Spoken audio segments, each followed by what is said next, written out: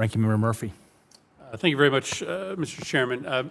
Ms. Sendek, we've seen both the capability and the limitations of Russian military force in Ukraine. As I mentioned, intelligence estimates are that this will likely be some form of a stalemate for a long period of time. Thus, Russia is going to be more reliant on non-military means, as they always have been, to try to undermine support for Ukraine and to undermine pro-Western governments. And we see all of the myriad ways that Russia uses funding for corrupt politicians, misinformation campaigns, just outright intimidation in order to get what it wants. And yet, as I mentioned in my opening testimony, this administration has effectively shuttered many of the tools that we use to fight Russian asymmetric warfare techniques. The Trump administration has slashed funding for pro-democracy programs in the Black Sea region, which are run by NDI and RIRI. As I mentioned, it shut down the Global Engagement Center, which chased down a lot of Russian propaganda in and around the Black Sea region. It's withdrawn from working groups with European countries to expose and counter anti-Western and anti-U.S. Russian-backed disinformation in the Black Sea region. Is there any way to support democracies, pro-Western democracies in the Black Sea if the United States is not actively engaged in trying to counter the non-military ways that Russia seeks to gain influence and undermine governments that are supportive of the West and supportive of a democratic future? Thank you, Senator Murphy. It's an excellent question. I think that one that the United States has tried to tackle for many years on how do we address this hybrid threat in a very holistic and tactical way. We have seen successes in some respects, and I would say a lot of failures. We play reaction mode a lot when it comes to these things. And as you mentioned, and I mentioned in my opening testimony, Russia's constantly testing the waters to see what they can get away with. I would say holistic support and assistance for these democracies is really important, and understanding it's not just about mill-to-mill conversations or relationships, it's not just about civilian, it's not just about one sector, it's about all sectors, and I think we can see that in Ukraine. Prior to Russia's full-scale invasion in 2022, we saw a majority of programs that we helped Ukraine with really not necessarily even being military, right? Standing up agencies, understanding budget processes, really weedsy things. So they understood capacity building and how to do this. I think it's very important that U.S. leadership is here. The Black Sea region is a nexus of many organizations and alliances, and the U.S. has an opportunity to lead that from various venues and various streams of effort to really have a holistic perspective. So yes, sir, I agree that a holistic approach to these problems is necessary. I would point to our support for independent media in Moldova. I know this becomes a fraught political issue, support for countering propaganda overseas, because a lot of conservatives worry that that is going to prejudice certain types of speech as propaganda. But in Moldova, there's really no way to have a fact-based narrative without there being some support for independent truth-telling, because Russia commands so much of that space. And so I appreciate that answer.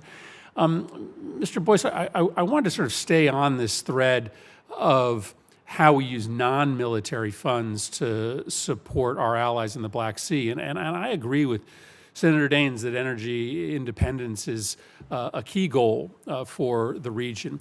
And it was always curious to me that in the wake of the early invasion of Ukraine by Russian proxies, we spent $4 billion on something called the European Reassurance Initiative, but it was basically all bread and butter military programming.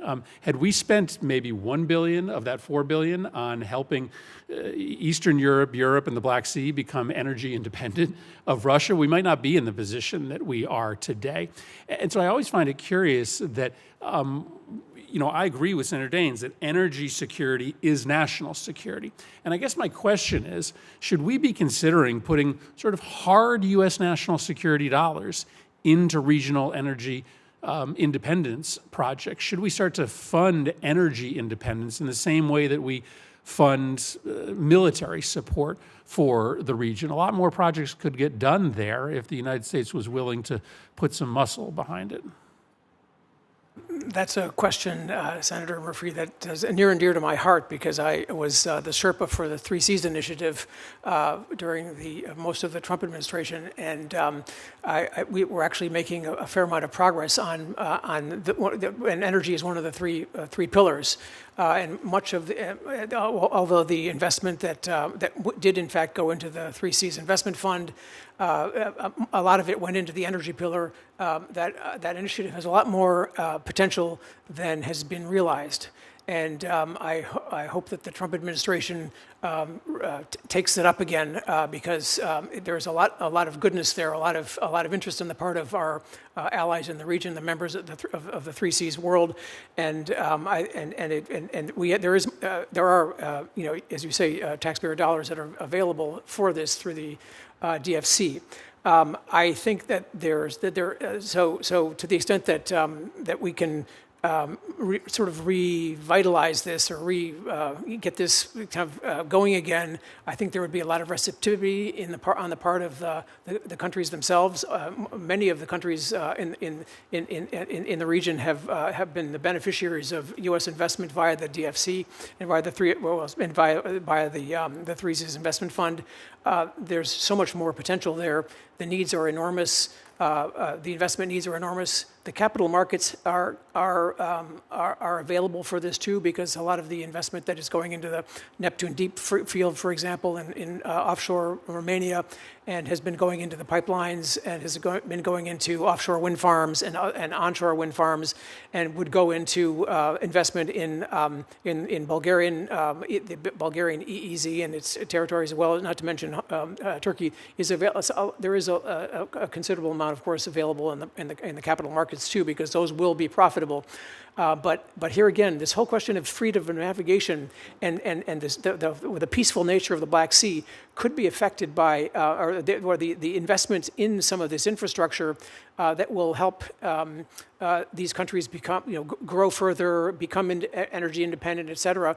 A lot of that actually could be impacted negatively if the war if Russia's war against Ukraine ends in an unsatisfactory manner. In other words, if Putin wins this or ends this war on his terms, because even some of there's a U.S. firm, Black Sea Oil and Gas, which has been exploiting resources in Romanian waters, working with Romanian partners for a number of years now. They have talked about what it's like to be drilling in the Black Sea and then being buzzed by Russian planes, or have Russian ships plying not very far from their drilling platforms. And so you can just imagine, given the vast energy resources that are contained in these in the waters of, let's say, of Romania, Bulgaria, Turkey, etc. And even Ukraine now, of course, much of that has been taken over by Russia. But this has enormous potential. And when the maritime domain is dominated by Russia, and this threat continues or exists, you have people are less likely to invest, or it becomes much more expensive, or it becomes much more risky. And so it's important that we try to keep the maritime domain peaceful, stable, etc., so that all the vast energy needs in Europe can be supplied in part by the countries on the Black Sea which do have such major resources themselves.